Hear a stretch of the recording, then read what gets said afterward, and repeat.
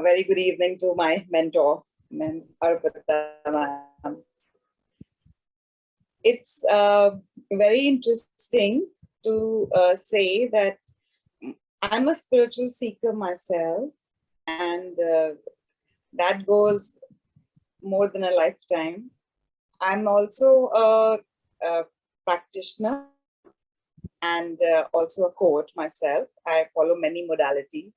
And how I stumbled on to doing Akashic is also a very interesting story, because I keep talking to the universe and I believe in signs. So I had this ardent desire to learn Akashic. Having known Reiki, ESP, tarot card reading, astrology, I'm into Vedanta. I used to teach Vedanta for the mission, and I've studied myself for 16 odd years. And I live by that as my part of my being, my life. Then I used to wonder that if there is something else which can add on to it, my spiritual growth, or even being a better human being, because that's what is basically our pursuit, to do anything new. And I don't know how randomly somebody I didn't know forwarded a message, and I just called her up. And I said, I have a very strong intuition that I want to do it only with you. And it was just the last day probably, or the date had just passed. And she was very kind enough to include me in the course. So, and it's I can say, the most beautiful journey that I had, because she's so wonderful in teaching, in sharing things, in lovingly guiding, supporting, and encouraging questions. Because I ask a lot of questions. I think I was the only one who would always say, ma'am, I have another query. Because till your mind doesn't settle with the knowledge, the conviction doesn't come that it's going to work. And only with the conviction comes the faith.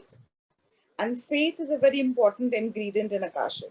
Because when I'm a past life regression therapist also, it's very easy. I facilitate regression, and the person himself or herself is experiencing. So I don't need to validate whether they heard, smelled, or saw, or felt. But in Akashic, it's very difficult to convey that this is what is meant for you. I think it was the very first visit that we visited the library for the first time during the learning time. I never accept any calls when I'm in a class, because whether I'm conducting a class or I'm attending one, I just put on all my gadgets on silent mode.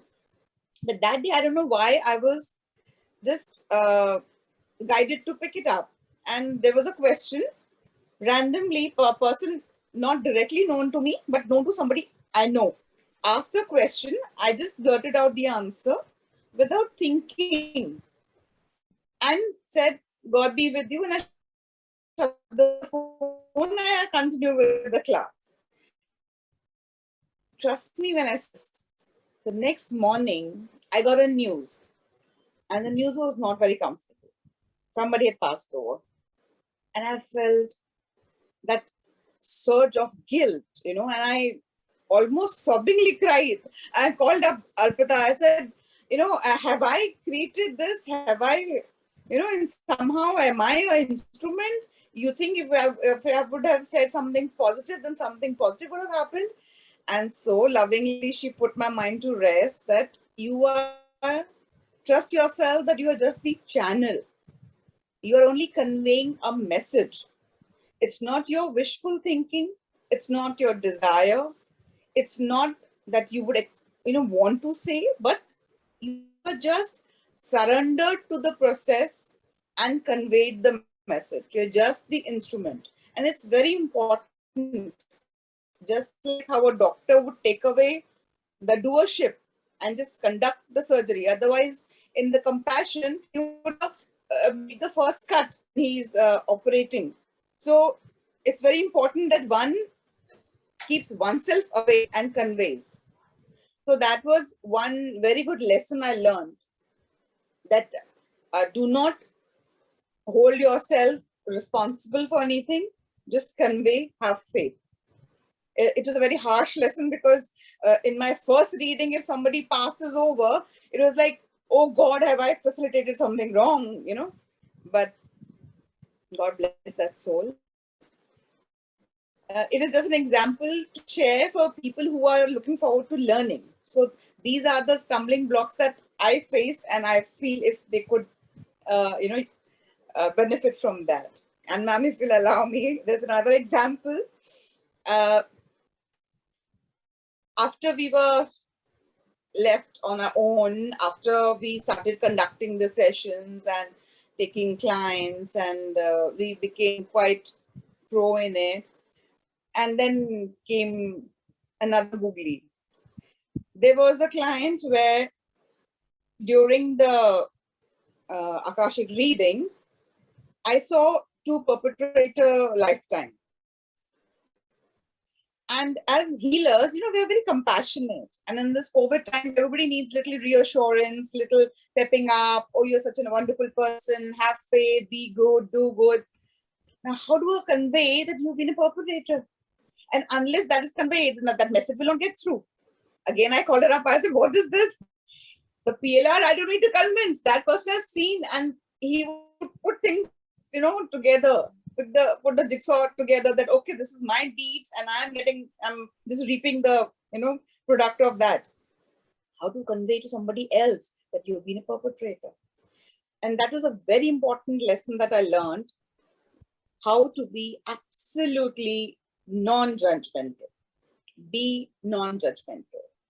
It's very easily said, but very difficult to follow, because in our day-to-day life, we are constantly, knowingly, unknowingly categorizing things, good, bad, black, white, negative, positive, dark, light. So we always want to follow the good. But if you had only the good, if you had only brightness, you could never appreciate the sky with full of stars and the moon. So sometimes, even in our lives, unless we have conviction that what we are seeing and conveying is right, and when we experience that, it's only then that we can convey to somebody else. There's another important thing that I would like to share with all of you, that it's a constant learning. It's very difficult to say that now I know it all. And the beautiful thing is, conveying a perpetrator lifetime, this is when I had just spoken to ma'am and not conveyed to the client as yet. The moment I gave the report to the client, to my amazing surprise, for everything that I said, she validated, yes, it is like that.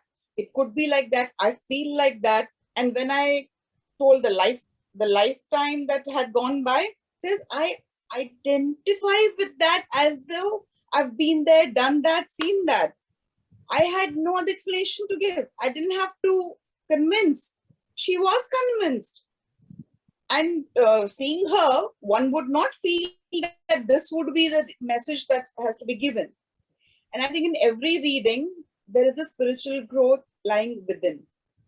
Because sometimes what you need to hear, you are made the instrument to tell somebody else. And when you're telling somebody else, it's like, Anu, are you listening? Are you listening? You keep it in mind.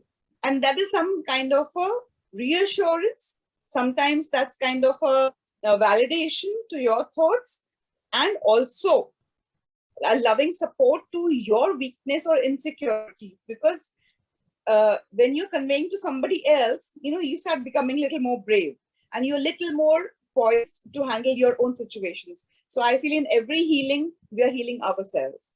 So along with all the modalities, I think this has added the most beautiful feather in my cap. And my immense gratitude to Arpita ma'am, who at every step has guided, supported, and with intricate details, like how a mother would know that where exactly the child is going to trip and is going to give a very helping hand, that the child doesn't fall or doesn't get hurt. So at every time that where she would feel that we will trip, she always gave tips to have a smooth transition, to have more faith. And each time we accessed, I think it was the most beautiful therapy to have ever come across. And I have been grateful, and I am immensely grateful to ma'am to have shared such a thing. And I would love more and more people to do it, because it's worth trying. Thank you. Awesome. Thanks so much, Anu. Thank you, Anu. Thank you so much for this wonderful explanation, also what you gave. And thank you so much. Gratitude to you too. Thank you.